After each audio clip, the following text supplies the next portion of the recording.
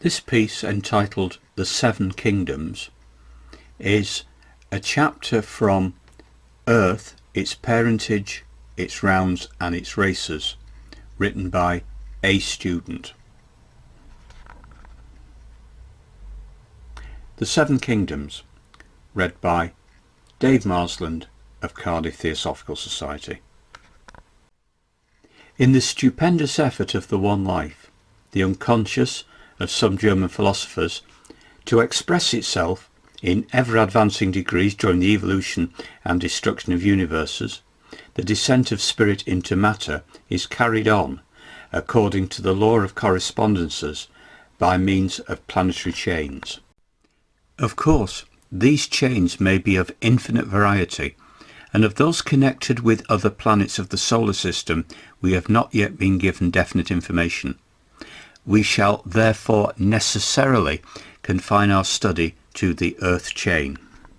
Although all the other planets except Neptune are closely connected with us in many ways, they are themselves planetary chains upon which distinct waves of life are flowing.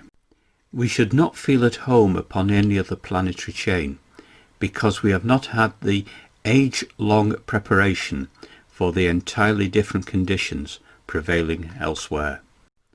But although the other planets are not in our chain, many of them exert a powerful influence on Earth life, though science has not yet traced their action. The Moon especially exerts such an influence, although it is dead. Being the mother of the Earth, its influence is peculiar. Physics can see no more in the Moon than its attractive action in lifting the tides on the Earth, but Theosophy traces results of the former existence of terrestrial life on the lunar chain in many other directions, which will be considered later. Then again, occult science calls the Earth the adopted child and younger brother of Venus in one aspect, and its twin sister in another aspect, size, speed of rotation, etc. Venus is far in advance of us in development, and it is a singular coincidence that that planet has been seen on a few occasions to be self-luminous or phosphorescent. The writer of these pages once had the good fortune to see this remarkable phenomenon, of which astronomy gives no explanation. Possibly the inhabitants have discovered the secret of the glowworm and are self-luminous. Mercury is also ahead of us in its life history, but Mars is a little behind and is at present under a minor obscuration or suspension of its higher activities. The statement in The Secret Doctrine that Neptune is connected very slightly with the Sun receives some confirmation from recent discoveries showing that its atmospheric spectrum shows unique features, and its extreme distance suggests the need of a different evolutionary scheme from that of the rest of the planets. It is the only one of the planets that disobeys Bode's rhythmic law of distances.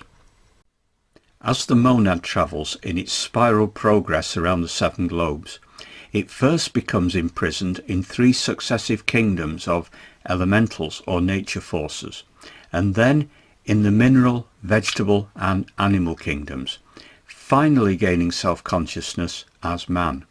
For there are really 7 sentient kingdoms in nature and no dead matter at all, though science has not yet learned anything about the 3 elemental kingdoms, and has hardly dared to recognize the obscure consciousness in the mineral, of which chemical affinity is one manifestation.